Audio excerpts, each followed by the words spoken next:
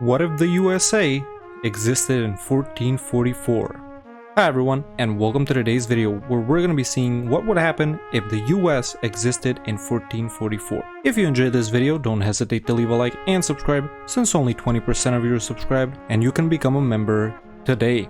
So as you can see, it's January 1st, 1445. I guess the title is a bit misleading, but I've created the United States of America. This is what they look like. Of course, everyone knows what they look like. You know that the border can't be 100% accurate due to how the provinces are in EU4. This isn't a province, by the way, it's a wasteland, so I can't do anything about this bit poking out. And of course, you know that the border from here to about here is actually a straight line. Of course, it can't be depicted as such in EU4. Their capital is in New York because, well, Washington DC doesn't exist, and I have dev'd it up in order to spawn feudalism for them, otherwise they wouldn't have had it. This is what their border looks like in the continental region. They also have Alaska up here. This is what that looks like. They also have Puerto Rico down here and the US Virgin Islands. I know it's just this part right here, and these are actually the British Virgin Islands, but it's one province. So what can you do? Here we have Hawaii. They also own Hawaii. Already got a nice fleet stationed over here, so that's pretty funny. Going down here we have American Samoa. I know it's these three islands right here, but this is what the entire province looks like, so I had to give it to them. And going up here we also have Guam and the Mariana Islands. It's basically one province. And that is what the United States looks like in this scenario. They are Protestant, of course. Not all of the provinces, but most are. Some of them are still totemist. Their culture is, of course, American. Once again, not in every province. We also have some native cultures in a lot of provinces, actually. They have Grand Consul Alfred Herbert right here.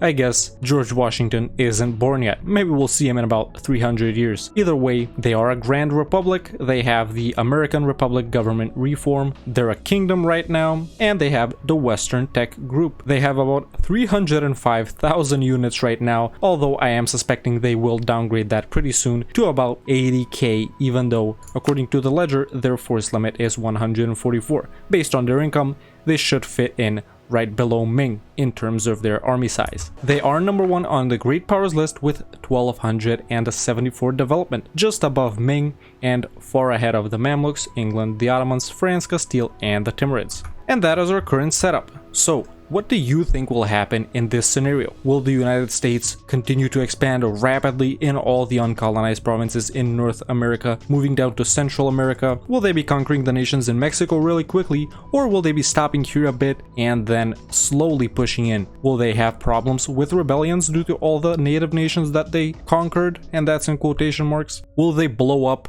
Will they fall to the colonizers? Leave your predictions in the comments below, and as always, this save file will be available to all YouTube members in the Save Games Discord channel, and you can play the United States in 1445 for yourself. So now it's January 1st, 1480, and as expected, they have been expanding slightly in the provinces that they border. First off, up here we can see that they've taken these two provinces from native nations, obviously. Going over here, they've taken these three right here and these six up here, and along with these three over here. That's pretty much the only place they've expanded. Of course, they do border some more nations, so they will be conquering them pretty soon too. Nothing in this direction yet, but of course, expansion will ramp up significantly once they unlock their third national idea, I think. The one that gives them a colonist. Right now they only have one, and they've taken economic ideas for their first idea group. So once they get that colonist, they will start pushing into more directions, hopefully, and spreading some of that good old US democracy. Meanwhile, over in Europe, we do have some funny things like Granada beating Castile. They've taken these four provinces from them. They are allied to both Morocco and Tunis. I didn't see how this happened, but yeah, Castile have lost to Granada. They do already have Aragon and Navarra though. And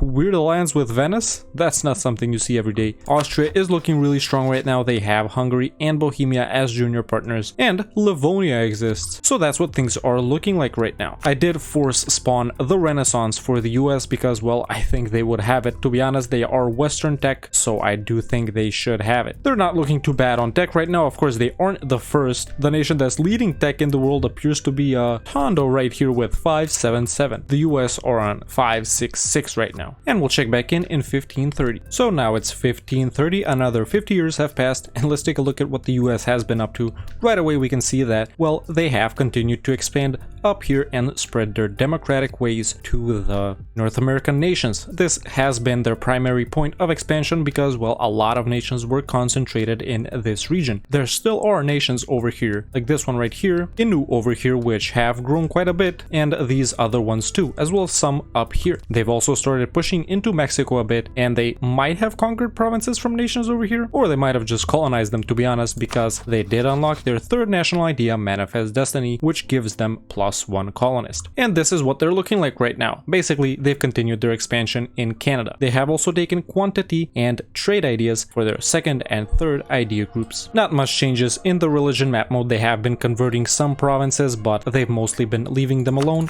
and no changes in the culture map mode either. But there has been contact with the Europeans because Portugal has established a colony in the Caribbean. We have Caribas, and I think this is Castile as well, so we have had contact with the Europeans. It seems that in Mexico, this nation of Yucatan is dominating, so let's see how things go over here. Will a dominant power manage to emerge before the United States decides to conquer them? Let's wait and see. These are the provinces that the US desires right now. As we can see, not a whole lot. This guy is an administrator, so that's pretty expected. And this map is looking slightly cursed, to be honest. What's this, Sardinia Piedmont? No, it's actually Landshut. They inherited Burgundy. Yep, that's right, the nation of Landshut. They do have Munich as a junior partner, so they will be forming Bavaria pretty soon, and they are very powerful. Are they on the Great Powers list? Yes, they are. They're number 7 on the Great Powers list. The US is still number 1, and I can't seem to find Ming. Oh, that's pretty expected. Some other cursed things are, well, I don't know what's going on with Iberia, but Castile lost their PU over Aragon,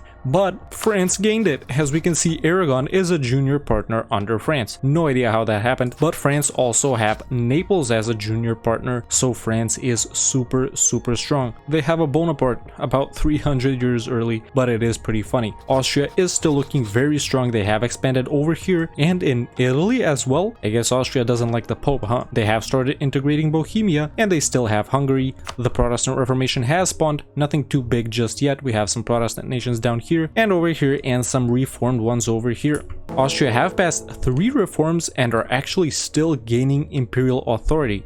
Oh wait, it's not Austria, it's Landshut. Well, either way, Austria passed the first 2 ones, I'm sure of that, but Landshut might have passed the 3rd one. Now it's 1580, another 50 years have passed. Let's take a look at everything that's been happening, and as we can see, the US has expanded by quite a bit. We can see that they've colonized some provinces which native nations weren't present on, like some up here, some over here, and they have been expanding quite a lot actually in Mexico. I thought it would go slower than this, but they're actually doing pretty good. You guys remember last time we checked in, they were about here, but they've conquered a lot of nations over here. They've also been expanding up here, although not quite as much as earlier. They still have a couple of nations to take care of, and most of the colonizing they've been doing has been around this area and this area too. But we also have Spain present in Mexico. As we can see, New Castile is right here, so they don't desire those lands just yet, but they do want some lands from Portugal, and they finally gotten an ally. It's Brittany. Brittany does still exist. They are right here. They are colonizing. They have Breton, Brazil right here. Nothing in North America just yet though. This is what South America looks like. We have Castile and Portugal dominating, with some English colonies up here too, and Portugal and Spain are colonizing the Caribbean. This is what Europe is looking like right now. Landshut lost all these northern provinces to Castile, and they are in a personal union under Austria. Austria is still doing alright, although they have expectedly lost provinces to the Ottomans right here, and France is integrating both Aragon and Naples, so we'll see what happens over there. Granada is still alive, funnily enough.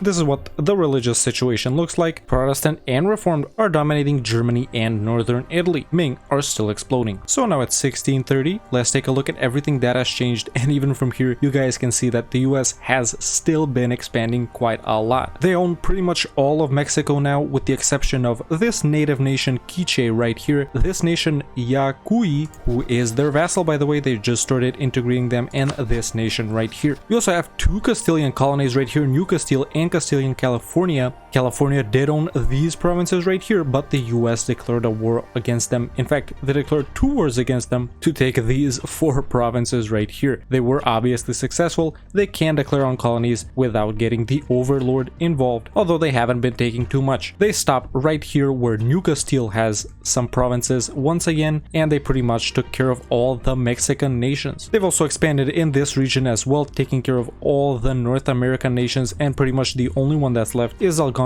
up here, although they won't be fighting them until they get a border with them. At least that's what I'm thinking. The British have also established a colony. Over here we have British Cascadia.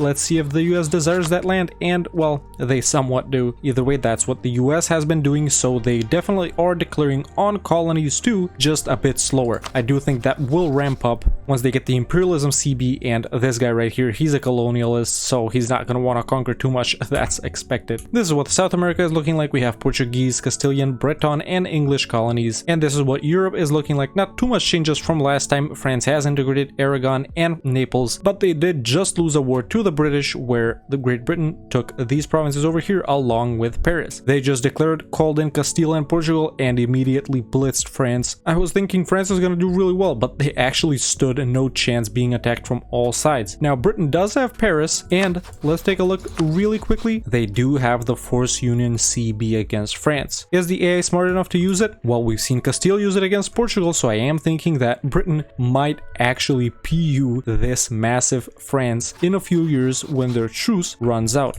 By the way, the War of the Protestant League happened. It was really nothing special. The Protestant side won, of course, since all of this is Protestant and Reformed. There were so few Catholic nations, it lasted for like 2 years, and that was it. So now it's 1698. Oops, I forgot to pause.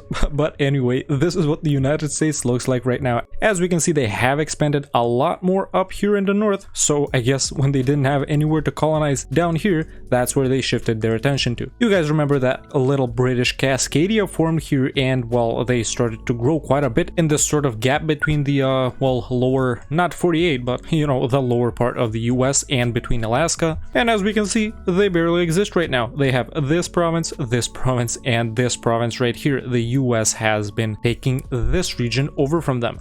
We also have Newfoundland here. Of course, they formed as well. Surprise, surprise, the US took that over as well. They haven't been expanding much in Mexico. In fact, not at all, at least into Castile, but they have annexed Quiche over here, that purple nation that was located, and they have moved into Panama as well. Well, they're one province away from Panama, but you get the point. These are the provinces that they desire right now. They are currently at war with Portuguese Peru in the American Portuguese-Peruvian imperialist war. Either way, they do have imperialism now, so they can declare on these nations. Why exactly they desire these lands? Maybe it has something to do with the culture, maybe not, I honestly have no idea, but they are expanding. They're still number 1 on the Great Powers list, but the Ottomans have been creeping up, like I said previously. And this is what South America looks like. Not too much changes from previously. Castile has been pushing into West Africa, and Portugal has been dominating Southern Africa. The Ottomans are huge. They've almost fully annexed the Mamluks, and QQ might form Persia. Can they actually form Persia? Let's wait and see. This is what China looks like. Ming is just a 1 province minor. Now talk about vassalizing them and using them for reconquest. They don't have all their cores, but it's still a lot. This is the religion map mode in North America. Currently, America are doing converting, so that's pretty cool to see. This is South America. This is what Europe looks like. Most of the HRE is Reformed and Protestant. Well, actually, there are quite a few Catholic nations, or is that just Strasbourg right here? Yeah, it seems to be just them. So shout out to Strasbourg for staying Catholic. France didn't get PU'd by Britain. I guess I had too much faith in the AI, and they lost their CB to force the Union on France, it seems like. Actually, Utrecht is doing really good. They've almost replaced Denmark, so no wonder the US allied them. So now it's 1730, and I think you guys can notice that, well, this was pretty much expected ever since we saw that war versus Portuguese Peru. We have American Amazonia. Now, I wish they would take over this from Castile, just so their name can go, you know, like this. Why aren't they fighting New Castile? Why aren't they fighting Castilian California? Why aren't they fighting British Cascadia or Newfoundland? Come on, you guys gotta fix the border guard. Oh, what's this? We have New Providence.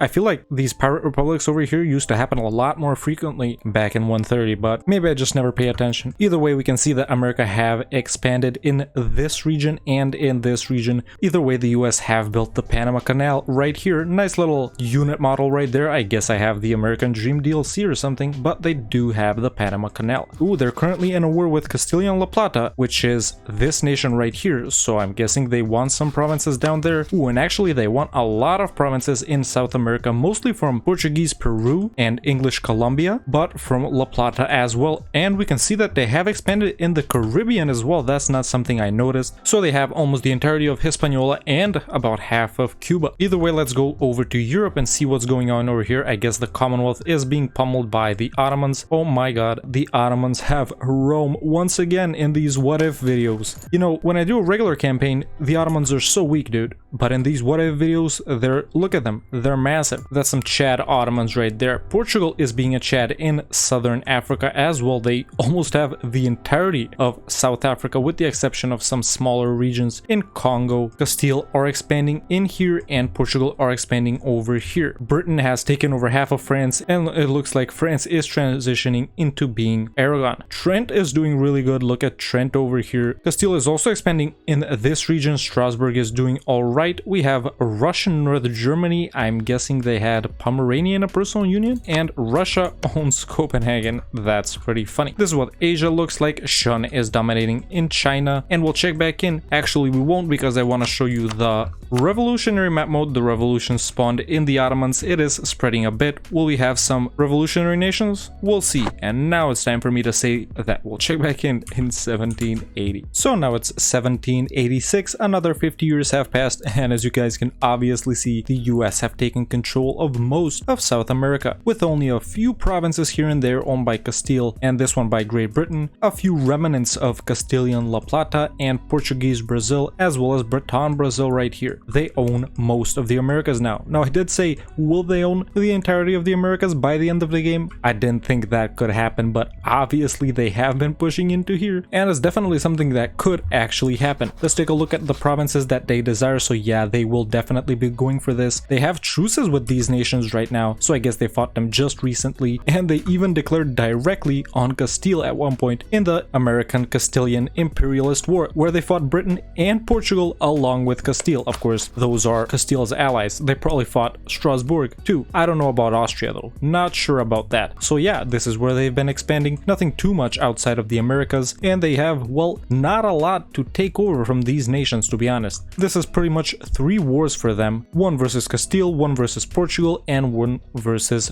Brittany. Do they have the time to do it though? Not sure. I guess we'll have to see. Either way, going over to Africa, Portugal is still dominating the southern portion. Castile is dominating the western portion, and over here we have Turkey. That's right, not the Ottomans, but revolutionary Turkey. They did go revolutionary. We have Grand Vizier, Supreme Vizier, I'm not gonna try and pronounce his name, Sivan, and they're fighting Revolutionary Mantua. We also have Greece right here. They're a subject of Turkey. Yeah, they probably released them because they were over governing capacity. They also have Yemen as a subject right here, and Trent is a vassal of the Ottomans. While they have been pushing into Italy, Turkish Italy. If that's not cursed, I don't know what is. We also have other nations that are revolutionary, such as Baluchistan. Oh, their flag's not too bad. Of course, Turkey's is very cursed. We also have Revolutionary Andhra. Their flag is alright. Two pretty weird countries to be going revolutionary, but hey, who am I to judge? We also have Revolutionary Russia. Now that's a nice flag right there. Nogai is revolutionary too. Talk about going from a tribe to a republic, huh? Britain and Austria and Castile have completely decimated France. I still don't know how Brittany have been staying alive this entire game. They're only allied to Milan and Passau, and with their colony in Breton Colombia, of course. Wait, it's called Breton Colombia, but it says Breton Brazil right here. What's going on over here? Is it 2 colonies? Oh, it is 2 colonies. This one's in an independence war apparently. Okay, so that's what's going on right here, and that's what's been happening in the past 50 years. We'll check back in for a final time in 1821 and see if the US have managed to conquer the entirety of South America. And now it's January 3rd, 1821, the end of this scenario. So let's take a look at everything that has happened. Obviously, we created the United States of America with their modern borders. They had the continental US, they had Alaska, Hawaii, Guam and the Northern Mariana Islands, and American Samoa.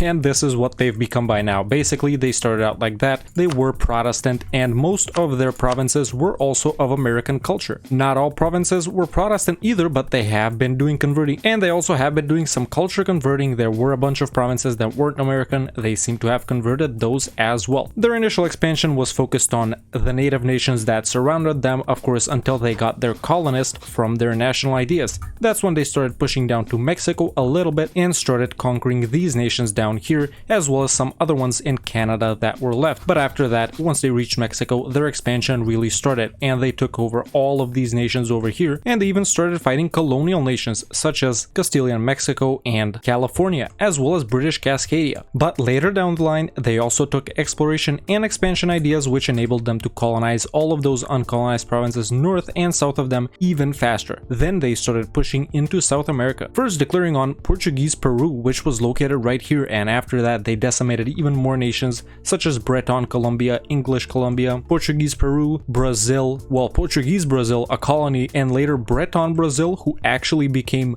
Brazil. They conquered them too. They fought Castilian La Plata too, and I actually didn't think that they would be strong enough. Well, I did think they would be strong enough, but I didn't think they could actually do it, conquer all of South America as well. And I guess I was right. I mean, they don't have all of it. We still have some Castilian provinces down here and over here, and a Castilian and a British one over here. Nice supply line, as we can see right here, going all the way up to their capital. So that is what the United States did. They have been converting even more provinces to Protestant, basically the ones that had totemist or inti or animist faith in them, and they haven't been converting the Catholic ones, probably due to their +5 tolerance of heretics, which is most evident by their conversion of the inti provinces right here and not the Catholic ones. That's what the US did. Moving over to Africa, it's been dominated by Portugal in the south, Castile in the west, and the Ottomans in the east. Now I'm thinking Castile and Portugal focused a lot on Africa because they couldn't really colonize that much in the New World, at least in North America. Britain barely has any colonies, mostly focusing in Southeast Asia. We have Portugal right here, Castile, British Indonesia, someone from Siam, I'm not sure who. They were a lot bigger earlier, as we can see right here, but we have a huge Khmer, a huge revolutionary Andhra, China has blown up, Ming doesn't even exist, and Shun is huge. The hordes took apart Russia in the late game, Afghanistan is huge as well, and India is divided up between Portugal, Revolutionary Andhra, Delhi, and Gujarat, with some smaller nations here and there. QQ became Persia, but not really, and the Ottomans became Revolutionary Turkey. We have to live with this flag, I mean, what can I say? In Europe, the situation is, well, pretty crazy actually. Austria dominates the east portion of France and the southern portion of Germany. We have huge HRE nations like Strasbourg, for example. Castile has the lowlands. Initially, Landshut got the Burgundian inheritance. The Ottomans have taken over almost all of Italy. Of course, they won't be converting it. They have the Demi estate. Spain never formed since France stole Aragon and Naples from Castile, and initially they got beat up by Granada, but now France barely exists and they're about to get full annexed by Austria. I guess we'll never see that. And Britain has pushed a lot into France. Sweden is pretty big too. The HRE apparently doesn't exist. This is the religious situation in Europe. Sunni has grown massively, of course, Catholic in South Africa, Hindu has expanded this way, and Austria is basically reformed, and some other HRE nations. Strasbourg is Catholic, and this is all Catholic. Shout out to Brittany for surviving the whole game without any strong allies. Well, they did ally the US later on. This is the culture map mode in Europe. Nothing too out of the ordinary. In fact, nothing at all that I can notice. Maybe some expansion of the Turkish culture, but that's pretty much it as far as I can tell. This is the culture map mode in South America for you guys. You haven't seen it yet. This is it in North America. I already showed it. In the ledger, the US has the biggest army, but not by a whole lot, by about 200,000 troops, more than Revolutionary Turkey, followed by Portugal, Great Britain, Castile, Kazan, Sweden, Andhra, Austria, Delhi, and so on. The US has the biggest income in the world with 2,000 ducats a month, followed by Revolutionary Turkey, Great Britain, Castile, Portugal, Delhi, Sweden, Kazan, Revolutionary Andhra, Strasbourg, Austria, Gujarat, and so on. In the Great Powers list, we can see that Turkey is a military hegemon. The US were a military hegemon about 50 to 100 years ago, but now they're an economic hegemon, and I do see the AI do this quite a lot. They shift from being a military one to an economic one. Either way, going to the great powers, the US started off at number 1 with 1200 development. Now they're at 6400, huge growth, followed by Turkey, Portugal, Castile, Great Britain, Andhra, Austria, and Sweden. And that is what the world looks like in 1821. So, what would happen if the United States existed in 1444? Well, obviously they would continue to dominate the entire continent, take over all the uncolonized provinces, take over Central America and almost all of South America as well. And if you want the save file in 1444, it is available to all YouTube members in the Save Games Discord channel. Let me know in the comments below what's the next what if scenario that I should do. If you enjoyed this video, don't hesitate to leave a like and subscribe, since only 20% of you are subscribed, and you can become a member today and join the Discord. The link is in the description. Thank you so much for watching, and I'll see you next time with another EU4 video.